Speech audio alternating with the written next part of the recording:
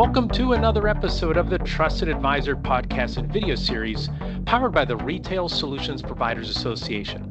Our goal on the pod is to accelerate the success of today's and tomorrow's leaders in the retail IT industry. I'm Jim Roddy, back with you again. Thank you so much for joining us. So throughout this year, we've been talking with leaders about their leadership journeys and what they've learned along the way. And we're going to continue that theme today, but the format's going to be different from our normal episodes. So what you're going to hear for the next 45 minutes or so is a conversation between two RSPA members.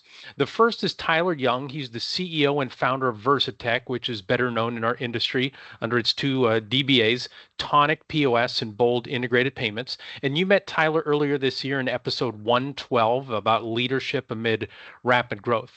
And so he's talking with another past trusted advisor guest, Jeremy Julian. He's a former RSPA board chair, and he's currently the Chief Revenue Officer at Custom Business Solutions, and he's the host of the Restaurant Technology Guys podcast, which is who we're borrowing this episode from today. So we're repurposing this conversation, not because I want to give myself a day off, but because this is a super compelling discussion that I want everyone in the RSPA community to have an opportunity to listen to. And so here's how I came across it. So first, I'm a Restaurant Technology Guys subscriber, and then I'm driving from Raleigh, North Carolina, which is where my family lives, to Baltimore, Maryland for the MS Cash Drawer Northeast Partner Conference. And so when I drive by myself, I listen to podcasts the whole time, keeps me awake, keeps my brain engaged, and helps me learn something, right? It's the traveling library, the traveling classroom that we have in our car. And so it's a 6-hour trip, and since the event started around noon and I had to get there before noon to set up the RSPA table,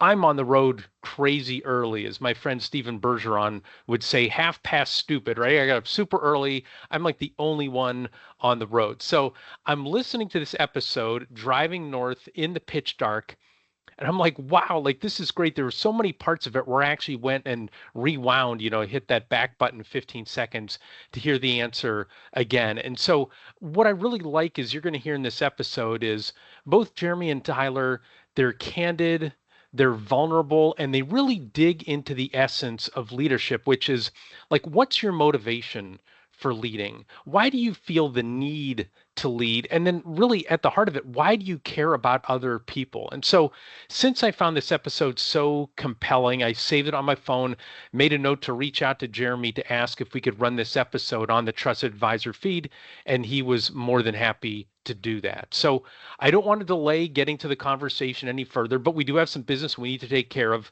every episode. First, I have to let you know that registration is now open for RSPA Inspire 2025, the Retail IT Channel's premier leadership conference. RSPA Inspire is set for January 26th through 29th in Curacao. For more information on the #1 leadership conference in our industry, visit gorspa.org/inspire. That is our brand new website, just launched that a little bit ago on the RSPA website. So again, gorspa.org/inspire. Register today so you can experience networking nirvana. Also, we have to thank our sponsors who support the RSPA community and make this podcast and video series possible. Our platinum sponsor is Blue Star. Our gold sponsors are CoCard, Epson, Heartland, and ScanSource. So thanks to our sponsors. Again, thanks to Jeremy for allowing us to share this episode of his podcast with you. Right, a lot of podcast hosts, they can say, no, I want the traffic, I want the downloads. And when I asked Jeremy, he said, really, all I want to do is help the community, and that's kind of been his ethos for many, many years. So again, you're going to hear two guys who really want to help others and why they lead with great passion. So I hope you enjoy this discussion among two high-energy RSPA members as much as I did. Welcome back to the Restaurant Technology Guys podcast. I thank everyone out there for joining us. As I say each and every time, I know you guys have got lots of choices on how you guys spend your time, so we appreciate you guys spending time with us each week when we come on the air. Today, I am joined by somebody that I just met, but I've been following for quite some time, so I'm going to let him talk a little bit about himself. Tyler, you've become an internet sensation recently, and I'm super excited to get into your story today. But for those that are not familiar with who you are, Tyler, why don't you introduce yourself, and then we can talk a little bit about what you get to do. Thank you, Jeremy, and thank you for inviting me onto the show. I'll start with my journey as an entrepreneur. It was at 23 years old, and as of a year ago, I don't think anybody even know who I was, including yourself. And in the last year, that's changed. And that was a very intentional change. Even though as an entrepreneur at 23, my business stayed in a bubble. And I, for a lot of time, focused just on the people around me and payment processing. And in 2017, decided to take a different path and did a few M&As, which got us here today, which is a couple of brands. We have VersiTech as our entity, Bold Integrated Payments as our payment platform, and Tonic Point of Sale.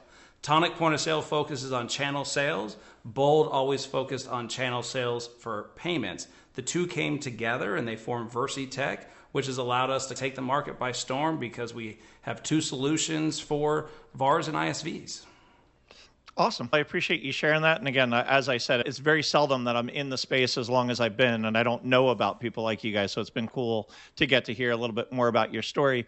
Tyler, talk to me a little bit about why. Why did you choose just a few years ago to expand? Because I think your why makes up really formulates what it is that you like to do and why you're looking to get out, not just to make more money or not to do that. I know you and I talked a little bit pre-show about that. Really, it was the impact that you were looking to have. So I'd love for you to talk a little bit about that if you don't mind.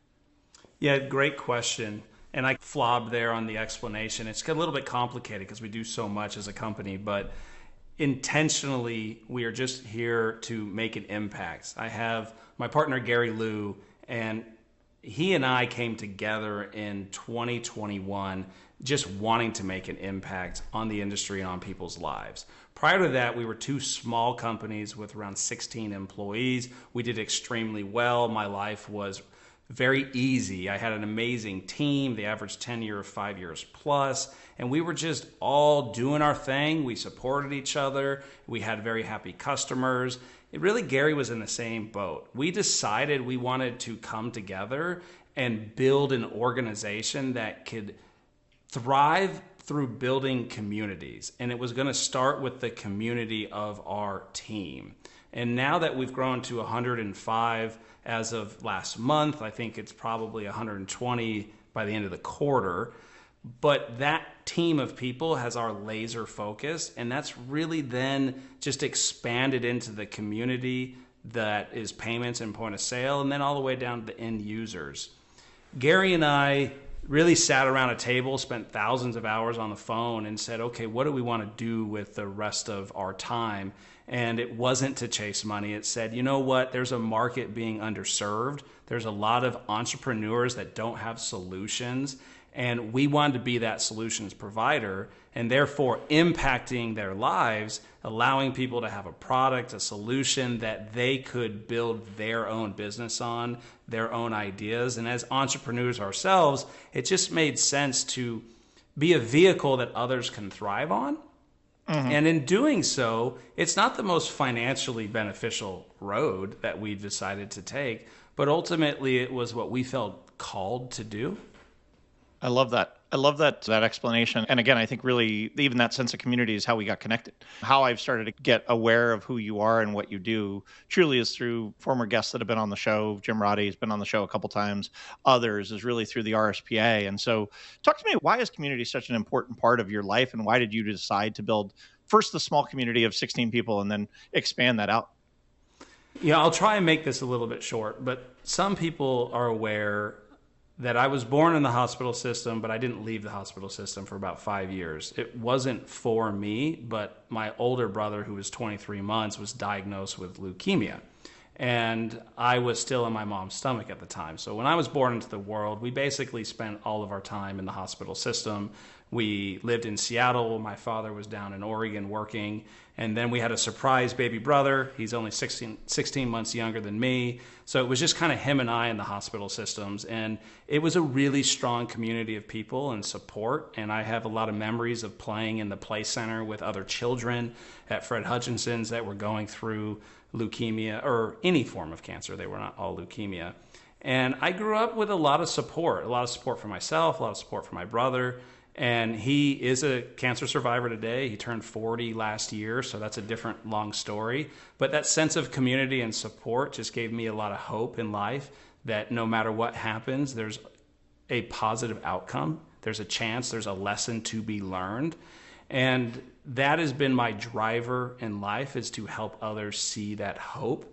Very optimistic person. I think anyone that meets me will say I'm energetic, but it's just how I grew up, because when you were the healthy kids in the room, we were the most positive. And that goes to me and my younger brother, Bubba, if you ever get to meet him. That's our approach, and we've just been that way our whole lives. And building my business was supporting all of my employees at the time, and we really got to a point where we hit everything I could ask for with our team of 16, financially, taking care of friends, family, the business, and it became a natural goal, or just being pulled to say, okay, let's do this bigger. Let's get 100 employees. Let's get 10,000 customers. Let's work with other businesses. Let's work with VARs and see what kind of impact we can make. And so that's been the driving force, I think. I'm still unpacking it. Our childhood has way bigger of an impact on our lives than really I probably even realize now. But I know my childhood led me to be who I am today. Yeah, and I appreciate that you shared a little bit of that, and I don't know that I've ever shared this portion of the story.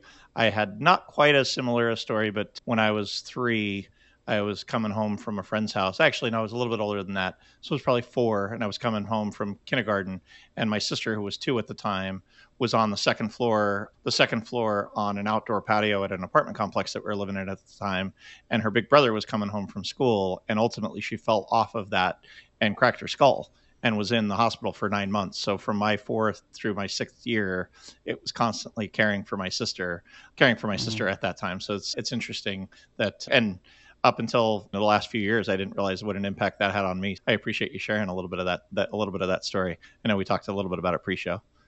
Yeah, likewise. And that's amazing that I question even right now with my children who are 6 and 7, who have a really smooth life, I would say, and I'm very active.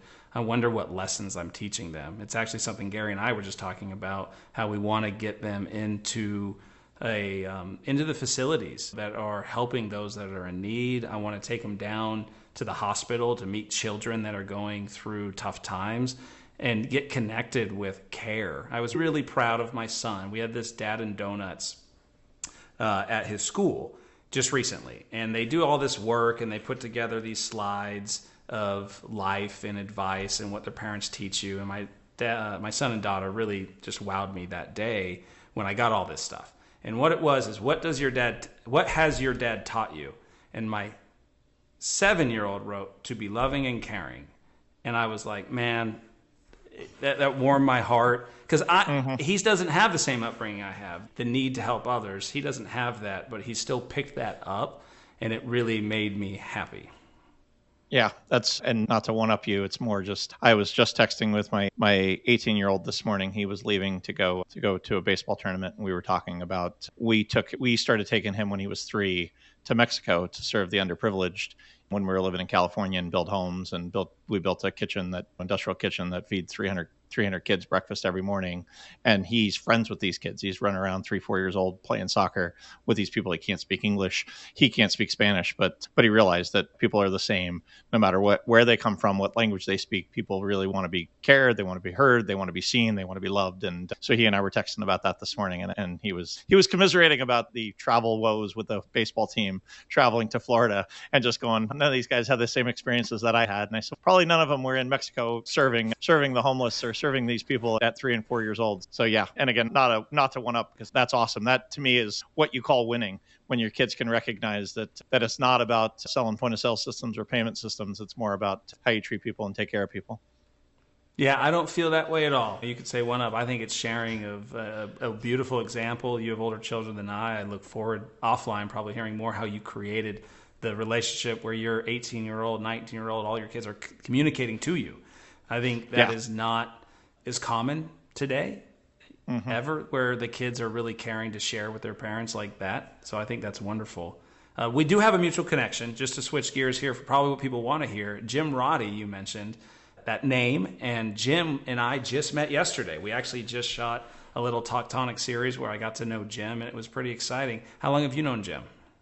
I have known Jim for quite some time. Jim used to work at Business Solutions Magazine. For those that aren't aware, he's the CEO of the RSPA. Ultimately, I helped him come to the RSPA after he left WorldPay years ago. But I met him 13 years ago, 14 years ago in Chicago. He was the editor of Business Solutions Magazine, and he had asked me to fly out and do a speech. It was the first time I'd ever, and I'm like, Jim, why do you want me to do this? And scared the crap out of me. But I flew to Chicago, took the train up to Roseville because it wasn't even really Chicago. It was up in Roseville, and took the train up there and stayed at a hotel. And he had me talk to a bunch of ISVs and a whole bunch of people about my experiences in the restaurant tech space. So yeah, Jim is one of the best people in the industry that I've ever had the privilege of interacting with. And I got to be his boss for a year as the board chair of the RSPA. When the previous CEO resigned, Jim was already on staff, and I said, hey, we're going to move Jim into that CEO spot. All right, I have to ask. You laid a lot out there that I have really been racking my brain on, and maybe it's because you were at the board and you have this long history and you brought Jim in. But when I went to Inspire this year, it was my first time. It's an event hosted by the RSPA. It was in Puerto Rico. I overheard multiple people say Jeremy Julian's name, and it was said, I miss Jeremy Julian. I wish he was here. I didn't know who Jeremy Julian was at the time. I really thought, who is this guy? Because it was the only name I heard the entire time I was there where someone said, I wish somebody was here. And I don't think I've been to trade shows where people talked about someone they don't even work with that way. So what did you do when you were a board member that made people wish you were at Inspire this year?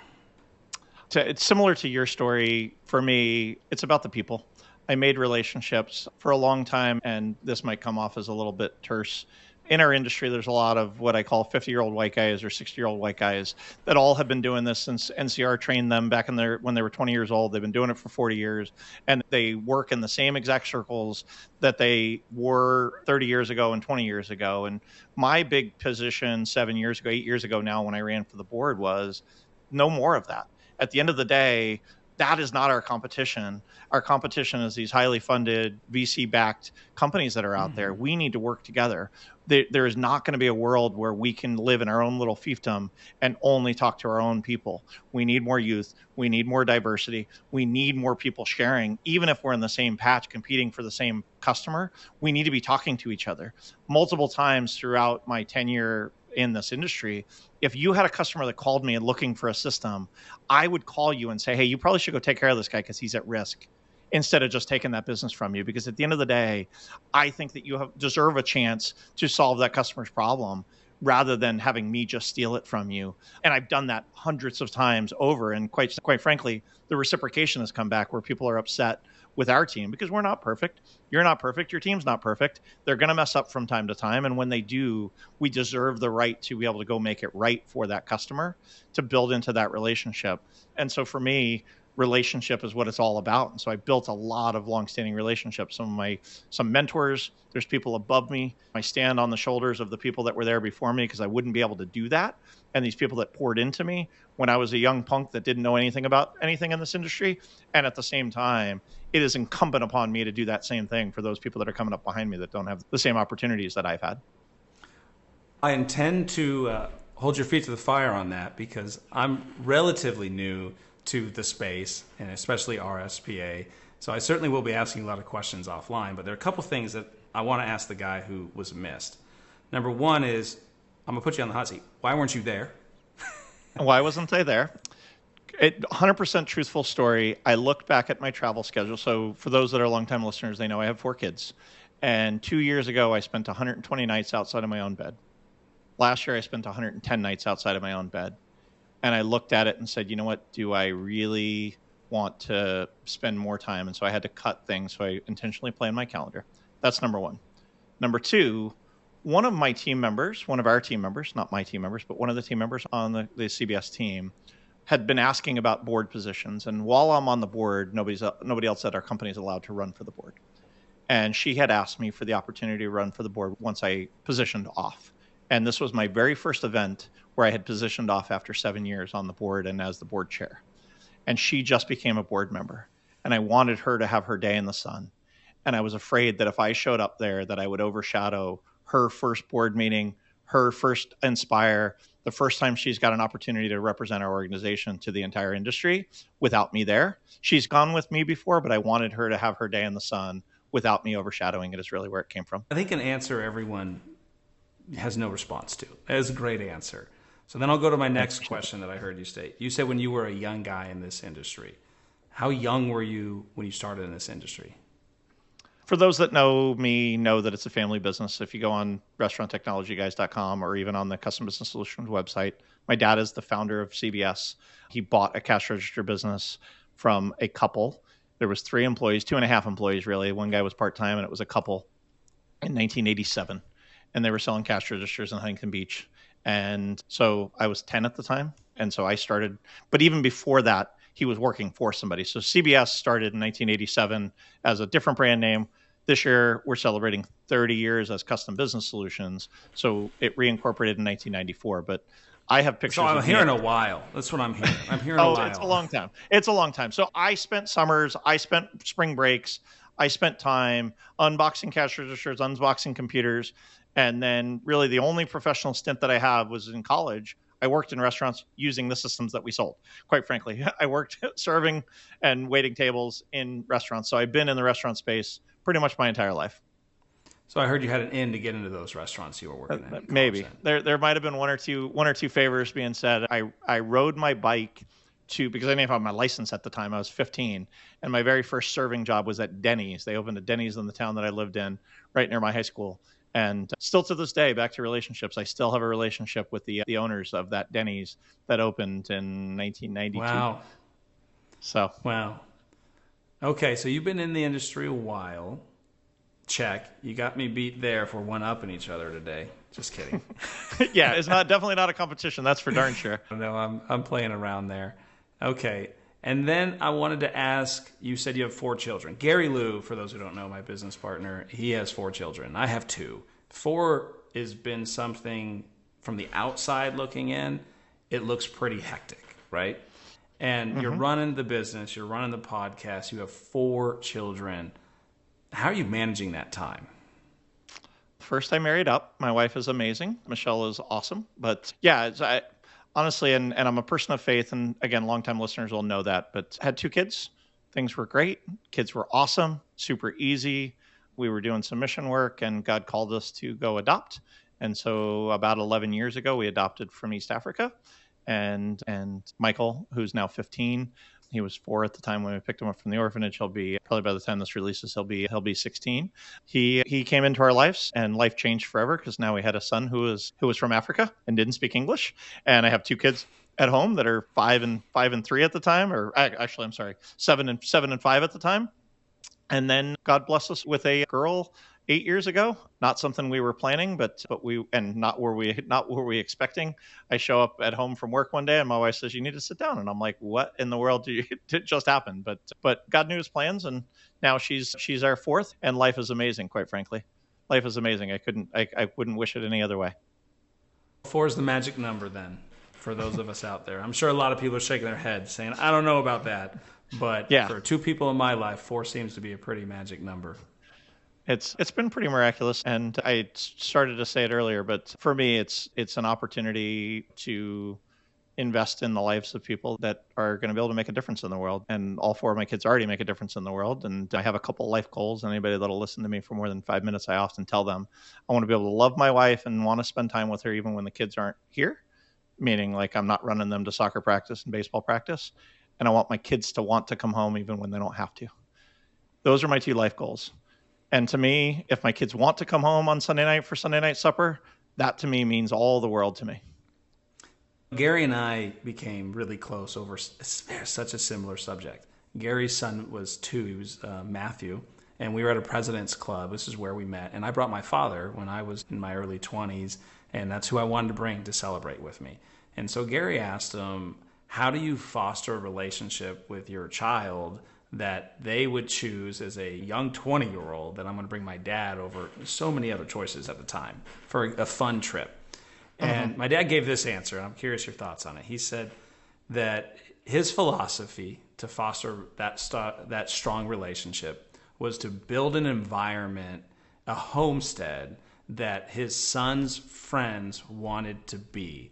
and to give them activities that they enjoyed. Therefore, the friends looked at him as a cool dude, somewhere they wanted to be, and they listened to my dad. So when we got to those difficult teen years, that rather than the rebellion, the friends were saying, your dad is cool, listening to him, therefore we listen to him. And that was the advice he gave Gary, and I've never forgotten it to this day. And it rings so true because there's a dozen of my friends that look at my parents as parents, quite frankly, because of that philosophy. And you had your son reaching out to you, and therefore I thought, what would your answer be to that same question? I got the same privilege you did. My dad was that we were that house. The pantry was always full, and the pantry was full. And what he said to me is, if you feed them, they'll come back. If you make it a comfortable place for them to come. Very true story. And I love telling this story because it's quite ironic. My son graduated high school last year. He's off at college. And one Sunday night, I get a text, and I get a text from one of his friends, and it was random. And I'm okay, why is Kurt texting me? And so Kurt texts me and get the text. And I didn't have Kurt's number in my phone. So I'm like, he says, hey, this is Kurt. I'm like, Kurt who? He's like, Kurt, Nick's friend. Nick happens to be my son. So yeah, what's up, Kurt? And we happen to have some thunderstorms in the area. And I was like, maybe his house had some problems. His parents needed some help or whatever. I don't know. I didn't know what he was texting me about. But come to find out, he's going to Arkansas, University of Arkansas. And Arkansas is playing A&M. And they're playing here in Dallas. And so what he was hinting around at is he was going to be home on Saturday night. And he wanted to host poker at my house with all of his friends, even when my son wasn't in town. And we have enough of a relationship that Kurt also asked me to make them dinner because they get pizza at college all the time. And he said, I said, do you want me to just order you pizza, bud? Or do you want me to make dinner? He goes, Mr. Julian, if there's any way you could make us some burgers and hot dogs, that would be amazing. We've gotten cafeteria food for the last 3 months. So to me, that's what it's all about. And I now still, my son has kids that are now seniors. They text me, hey, Mr. Julian, I got 2 hits in the baseball game yesterday. I'm playing really well. You should come out and check us out. And so I'm that guy now to my son's friends, my daughter's friends, my other son's friends, and my youngest daughter's friends. That's who we are. That's who my wife is as well. And we try and create a welcoming experience. I asked my son, I'm like, is anybody else this way? Because they just come in and sit down on the couch and talk to me while I'm watching TV at night before they go up to play poker or go up to the media room to watch TV. So absolutely, I would encourage you to do that you create a safe space for your kids so that the friends want to come around, because I'd rather have them here than have them out somewhere where I don't know what they're up to. But yeah, that story is one of my fun stories of Kurt having 14 kids at our house that I'm making cheeseburgers, and they all are sitting around my kitchen table eating cheeseburgers and hot dogs for 6-7 hours on a Friday or Saturday night when my kid wasn't even home. Jeremy, if that's clearly, you answered my question of why people missed you. If you treat everybody the same way that you treat your children in these stories, I'm glad that we finally got to connect here. And before, I'm sure you got to ask me some questions here, but I'm going to take this opportunity while I get a chance to know you and ask, this is how you treat the RSPA. This is how you treated your family and your children. You grew up in an environment where CBS is where you worked for your entire life. What's the culture like at CBS, and does it mirror what you've done personally? Yeah, it absolutely does. And we're an EOS house. For anybody that doesn't know EOS is an entrepreneurial operating system. And when I think about my personal why and I think about our business why, I believe that God created everyone uniquely. And at the end of the day, my job as a leader is to help them find that. And sometimes they're going to find that inside of our organization. Sometimes they're going to find that outside of our organization. And so my job is to invest in them. Leaders' jobs are to invest in them and to help them get that and find why they were created, and helping them. The 2 best days of your life are the day that you're born and the day you find out why. My goal is to help them find out their why as fast as possible so they can make the largest impact. And that's why we do what we do. Share a quick story. There's a kid that if you've ever seen the show Breaking Bad on HBO, yes, there's a kid that I just played golf with him earlier this week. He was that kid. He grew up, his parents were cooking meth in a trailer. He ultimately got into the life of cooking meth and selling meth on the street. Ultimately got sent to prison for it. And he comes and knocks on our door one day and applies for a job. And he's like, you know what? I've cleaned up my life. I've cleaned up everything that I'm doing. And I could go through hundreds of these stories, but he's one of my favorites. And I just saw him, so it makes it easier to talk about him. he came in and he's, I know I'll do anything you guys need me to do. I'll clean floors. I'll wash the bathrooms. Like, you tell me what you need me to do, but I want to make it right. And if you take a chance on me, I will prove it right. And ultimately, he worked for us for 14 years. He ultimately became a VP at our company and then decided, hey, you know what? I'm at the max where I can get to here. And we released him off to some clients. And now he's running IT for a brand that's got just over 80 restaurants and is now married with 2 girls. And I look at Jason and I go, you know what? I'm so proud of you. And he's one of literally hundreds of stories of people that we've looked at and said, you know what? The person in there is not what the world sees them as. They are somebody that's created for a purpose. And if we can help them find it, they'll ultimately be able to go change the world. And he has, and hundreds of people later that we've been the privilege to influence in that way. That's why we do what we do. Wow, that's an unexpected story, but makes a lot of sense to me from just personal satisfaction. I would love to have stories like that. I'm early in the journey. I don't think I've known someone 14 years yet. I've only been doing this for 14 years, so I'm looking forward to having a story like that. Do you share those on the podcast? Is that...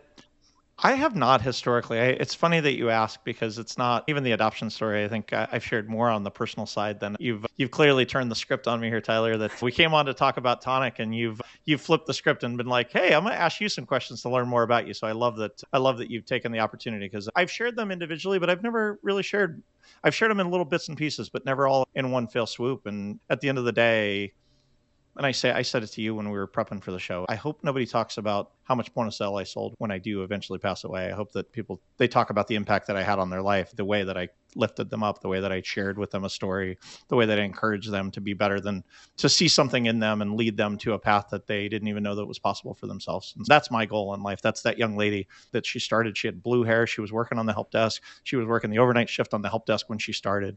And now she's a VP at the company. She's on the board for the RSPA. And I'm so proud of the work that she's done. And again, those are the things that get me up in the morning and make me work the 12 to 14 hour days that we get to do as entrepreneurs. Yeah, that's the normal day. That's definitely an ideal day when it's only 12 hours. That's for sure. And I didn't mean to flip the script, but there's not many people that I've met in this space where others are just wishing they had more time with. And that was you. And I'm hearing why.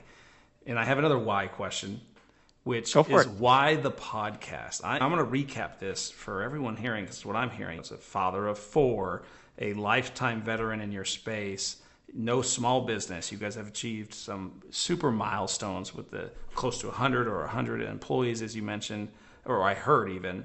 And on top of that, you're going to adopt a child. And then you're going to adopt your children's friends and host them for dinner. And on top of that, you throw a podcast with over 200 episodes. How did this podcast come to be? I believe in people. I believe in people, and I believe I believe that way too many people are underserved. And so for me, it's how do I expand the opportunity for people like yourself to get out in front of audiences that they wouldn't be able to get out in front of, to learn. I get the privilege. I was a young 20-something, and I was sitting in the boardroom at the Cheesecake Factory. They had just hit $500 million in sales. And I'm looking around and I'm like 24 or 25 years old. And I'm like, what am I doing here? How did I get to this place where I'm sitting in this boardroom? I have no right to be in here. But if I keep it to myself and I don't allow people to sit in that room, not physically, but virtually be in that room to be able to hear what's going on in there, then I'm being selfish, and that's not fair.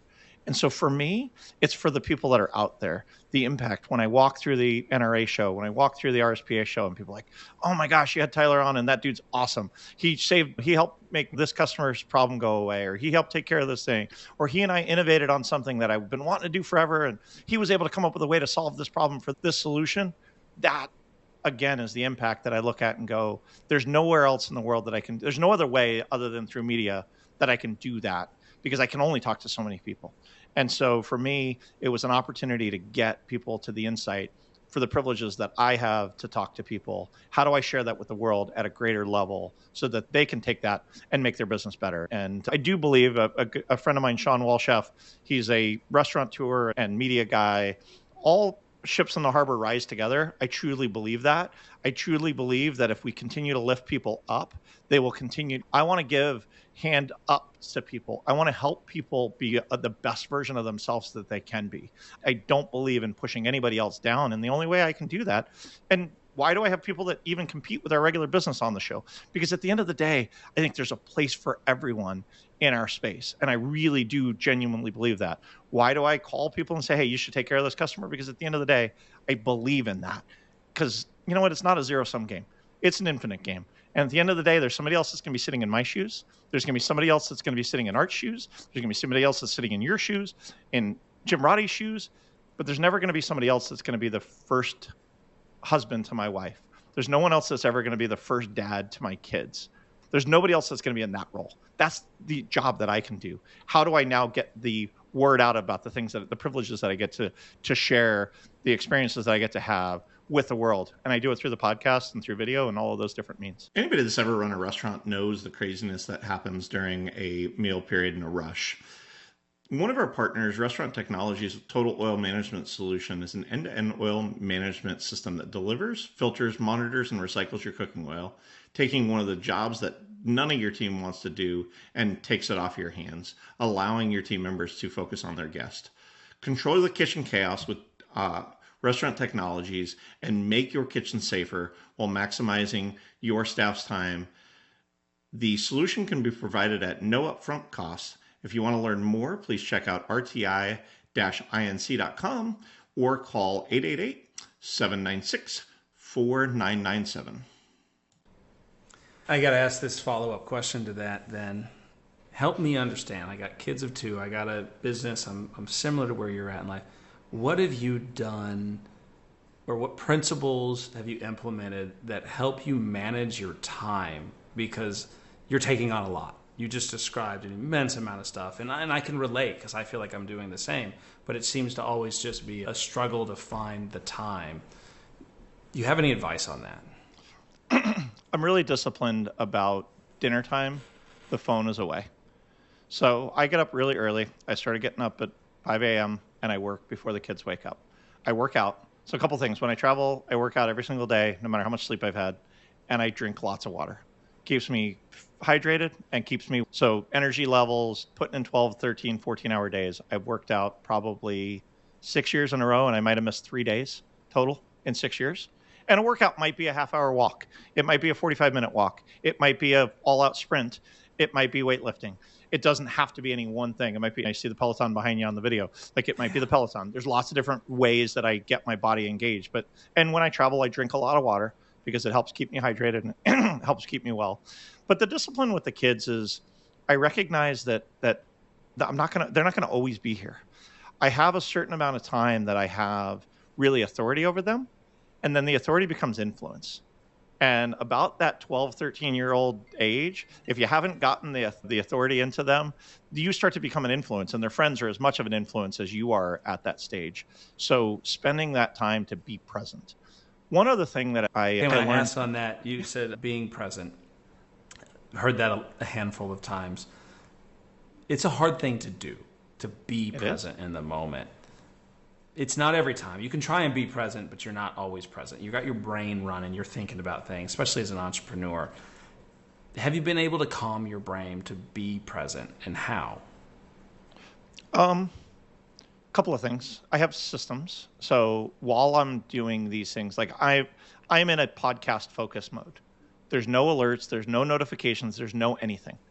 And other than my wife calling or texting me, there's nothing that's going to come through to my phone for this time that we're recording. That's number one. So putting in that discipline to be okay with FOMO, because you know what, you're scared. What about that notification? What about that deal? What about that customer? What about that whatever? So being able to do that. And then I learned from a friend of mine who's from Africa that at the end of the day, he says, you Americans have all of the watches. Us Africans have all of the time. And I was like, you know what? That is so true, because you know what? People are the wealth. People and relationships and being able to pour into people, that is what's going to, that email, that list of emails, you know what? If I get back to somebody right now, or I get back to them at 8 o'clock tonight after the kids go to bed, probably isn't going to change and move the needle that much. My own lizard brain is going to say, I got to get back to the email. I got to get to inbox 0. But you know what? This is what's going to make the impact on the world. Being able to do this and do this well. And people can tell when you're not genuine. And I give my kids, I give my wife, I give my staff permission to tell me, you're not present. Do you need to reschedule? Because if you're not going to be present, it's not going to make the same impact as you would be if you were present. And I heed that. And so when I'm with my kids, I'm with my kids. When I'm with my wife, I'm with my wife. And they recognize that there's times that I have to take a work call here and there. But when I'm there and I say I'm going to the ball game or I'm going to church or I'm going to spend time with them here or there, I'm there with them and I try and be super present. And then I work. I'm disciplined enough to work during the day, but at night, after the kids go to bed, I set my phone down on the charger at 5:30, 6, do dinner, do bedtime routine. And then if I have to work at 8:30, 9 o'clock, whenever they're done with their day, I come into my office and I work if I need to. And same thing first thing in the morning. So those are all systems. And sorry, that was a long-winded answer to your question, but hopefully it's helpful. I found that helpful. I think the summary I would put on that takeaway for me was you accepted the outcomes that happen that you could have affected. If there was a sale, a business opportunity, a business issue, that you accept your team's resolution, and either they'll wait for you or they won't wait for you. But that's what I took away. It's what I heard when you said you turn off the notifications, you stay present, and you just trust in the team. That was in the. And I've given very clear direction that says, so part of EOS is we have core values, and I say it every 2 weeks on our all staff call. You went exactly where I was going to ask you, because we run EOS too. So it was going to be like, if you make sharing your core values? I'm happy to. They're on our website, and you can go. Please add those to your explanation here. Go ahead. So I say to them, if you can look through our 4 core values, which are grit, success, creative, and damn it, I knew you were going to do this to me. Sorry, I'm terrible. I know them. I promise I know them. And my team's going to yell at me when they listen to this. But when they look through their core values, if they look through them and say to me, I evaluated the core values and I made a decision that I thought was best for our organization, I will stand behind them. I will stand behind them. Humble. The biggest one that I try and practice. So it's humble, grit, success, and the one you know. So you didn't need that I know. that I try and live every day. But to me, I give them permission, 1, to call me out on my BS, 2, to call me out even on my core values. I tell my kids and I tell my staff, I don't own them. They're the staff that serves our customers. But our team knows that they are allowed to call me or anybody else out on the core values if you're not acting in accordance with the core values. And the flip side of that is look through the 4 core values. If you can make a decision and evaluate those 4 core values and say, you know what, I acted and this is why I did it, I will support you even if it was the wrong decision. Because you know what, I'd rather you make a decision that I took the core values and said, you know what, I was exhibiting the core value of grit, or I was being humble on this, or I was trying to lift somebody up and the core value of success. You know what? You evaluated it, you made the wrong decision, but you know what? You made a decision and you evaluated it. I'm all on board with that, and I will stand behind you all day long. That's fantastic. I really enjoyed that, especially your core values. How long have you run EOS? We're going on 3 years now. This fall, I think, will be 4. So what's the biggest impact? EOS, I started 2 years ago, and Gary was a huge fan. It was part of our deal. He said, we got to run EOS. So I said, okay, let's try it. What's the biggest impact EOS had for you? Putting succinctly who we were. Forcing me to talk about the why, because I would talk about these anecdotal stories, but people didn't quite get it. They didn't live the core values. They didn't live those types of things. And I would go home frustrated. And Art would go home frustrated and be like, why did they not do this? Why is this employee so, I just don't get it. And again, I'm being dramatic about it, but these kind of things happens as an entrepreneur. You're like, you want to replicate yourself, and the ability for people to make decisions when you're not there. And then longer term, it's been systems and processes and what's our core marketing message and all of those kind of things. But it's really, who are we at our DNA, and people understanding those things and then being able to hearken back to it. Very true story. I was back to the core value of humble. I was on a conference call sitting right here where I'm taking this call from with you. And I have a sales engineer, young sales engineer, and I'm training him and I'm coaching him on word tracks and how to ask questions in sales opportunities. And we were role playing a little bit, and I was picking on him like, oh, you do listen, you do get it. And my wife actually happened to walk by and she goes, that didn't sound very humble, like after the fact. And I was like, you know what? She was right. I was picking on him. I was making fun of him, being like, hey. And I went back and apologized to this guy. And I said, you know what? That wasn't super humble of me. I apologize. I'm really proud of you for working hard, because this doesn't come natural to you to do these kind of things. You're trying a new role. And I'm super proud of you for doing that. And I'm sorry if I came off as somebody that was being a jerk about the way I was going about it. And that permission that I've allowed the team, I'm going to have multiple team members say to each other or to me, hey, you know what? That didn't sound in line with this creative or grit or success or humble, which is awesome to me. I don't know. That's how you replicate yourself and get outside of yourself. Yeah, you hit home for me, because EOS is open, honest, transparent, right? It's teaching everyone in the organization to have a voice through the L10 meetings that are weekly, and they can post issues and then be open, honest, transparent about it. And so to be called out like that is similar to what happened to me not long ago. This podcast with you today, this you not knowing me a year ago, but now you know who I am. It's been very intentional. We worked with a marketing firm and they said, hey, Tyler, you're charismatic. You need to do more and be more of a thought leader and help bring brand awareness.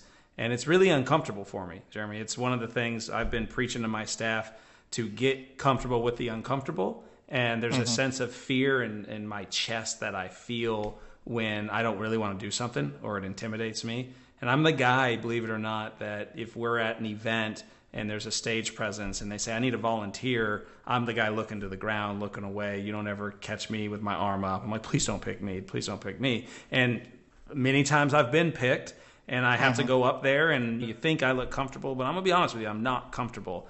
And it's been a big roller coaster this last 12 months. I was able to model for my favorite NBA team, which is a funny story because they just had no clothing on the website, and I sent them a sarcastic but funny email. And they said, they have a lot, it's just not listed. So I said, hey, can I come down and model it so I could see the clothing? And I got to. So I got to go model for them. And then I applied to be on a Viking movie just because it scared me, and it took me 6 months to even apply. And I got this hair, and I'm like, I really want to do it and shoot bows and guns. I grew up doing that. And I got casted for it, right? And now I just got casted in a movie, because that one never happened, and now they want me to play a lead character role in one that you may saw recently on Facebook. It scares the crap out of me. And so these good things are happening. And Adam runs our marketing team. And he grabbed me one day in a one-on-one conversation, and he said, Tyler, he's been with me 8 years, and he just hit me right in the face with that word, humble. He said, one of the reasons I appreciate you is you're humble, and you've always been that way. Don't lose it. And because we have what is perceived success, media can be easily perceived success. And he hit me with that. So you just reminded me, and it's a reminder to everybody listening, be humble. There are a lot of people that don't have what you have, what you've created, what you've been a part of, your friends, your family, what you have that are your pros in life. There are a lot of people that just don't have those pros. And they wish they had those. If whatever you have, they wish they had it. They may have something else or nothing at all. And I think that is a really strong core value. Yeah, I appreciate that. And again, having been to Mexico and Haiti and Sub-Saharan Africa and Kenya, and I didn't get chosen to get born into the country that I was born into. I didn't get chosen to get born to the family I was born into. Yes, I've worked hard to get where I'm at, but at the end of the day, when people ask how I'm doing, it's better than I deserve, because at the end of the day, I don't deserve half of what I have. And it's not a false humility. At the end of the day, I never thought I'd be able to be in the boardroom with some of these people. I never thought I'd be able to have the influence that I've had, and I'm grateful for it. And every day, I do want to share this last one with you, Tyler, is every day I start my morning every day reading my scriptures. And then I look through my calendar and I pray about every one of my meetings that I'm going to have. And then I write down 3 things I'm grateful every single morning. And I write down 3 things that are going to make today great. And I start my day before I take one phone call, before I read one email, before I read one social media post, before I do anything. I start my day with scripture, prayer, and then looking at what are 3 things I'm grateful for every single day. And scientifically, it changes your DNA to being a more grateful person. and look out and say, what can I do to impact the world? And those three things that I'm gonna make today great. And then at the end of the day, I get a reminder to talk about what are three things that happened that were really positive on the day. And then one thing that I could have done differently, or one thing that I learned from the day that I didn't know before that. And I've been doing that for now probably close to 10 years now, and also very helpful to me. Sorry, I know I segue from time to time. No, that's a really great share. And I'm grateful for all the opportunities I described that have just been there in front of me, but they scare me. And if they scare me, then I have to do them. And my buddy did the Great American Speak Off, and he got the golden ticket, and I saw it laying there on the bed about 5-6 months ago. I said, instantly, I knew my heart felt away. Just now I have to do it. I have to try it. Mm-hmm. And so I did, and I didn't get a golden ticket. I learned that I didn't have a message. He may have one. I can speak, but I didn't have a message to speak. But I still went and did it and got to round 2, but didn't get the golden ticket and had to take the defeat and be humble to those that succeeded in front of me. And grateful is what I wanted to say there. And then I want to ask you, since you've been doing it for 10 years, can you rattle off 3 things you're grateful for today? Grateful first and foremost for my health, because back to your brother, he who has his health has 1,000 dreams. He who doesn't has but one. My health, because I can't take it for granted, because you know what? I've got a kid who's going through a medical issue, and there's nothing more than I want other than to get one of my sons to be well. The second is I'm grateful for my family. I'm grateful that God has blessed me with the opportunity to have a loving wife that supports everything that I do, and really my kids in that. And then the third thing, I'm grateful for the impact that I know I've already had in the world. I'm in my mid-40s at this point, and I know there's people around me that I've had an impact on. You alluded to it. And maybe I deserve the right, I don't deserve the right. I know that God has put me into a place of leadership to be able to influence different people, to be a better husband, to be a better dad, to be a better friend, to be a better coworker. And for me, that's my goal, is to help people be a better dad, be a better, ultimately, every interaction I go into is how can I help this person be a better version of themselves that they are today, by seeing something in them that they didn't discover, but I see in them, and call it out and be that encourager for them. I get told I have an inspirational story, or I inspire people. I get a text every once in a while about that. I just got to say, you've inspired me today.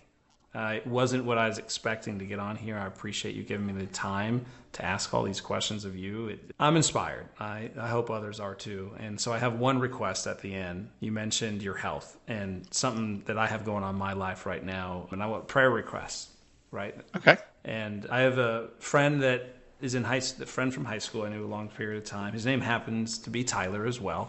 So I'm Tyler, but he's Tyler. And he is fighting cancer right now. And he's got 2 young children.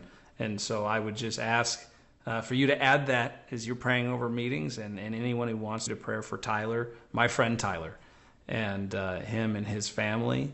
And I'm watching closely on his journey and trying to send as many prayers as I can. So as you mentioned health, I wanted to put that request out there for anyone that wants to do that. I really appreciate that. And again, we will definitely pray for Tyler.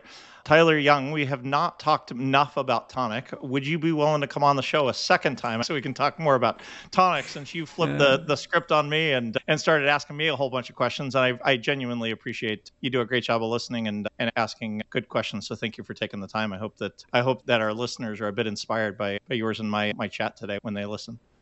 Jeremy, I'll talk to you on this podcast. I'll talk to you anytime off this podcast. I enjoyed it thoroughly. I appreciate that. And guys, to our listeners, we know that you guys got lots of choices. Like I said, Tyler, thank you so much for sharing a bit about who you were. Let's do Tonic. We'll do Tonic very soon. And to our listeners, guys, make it a great day.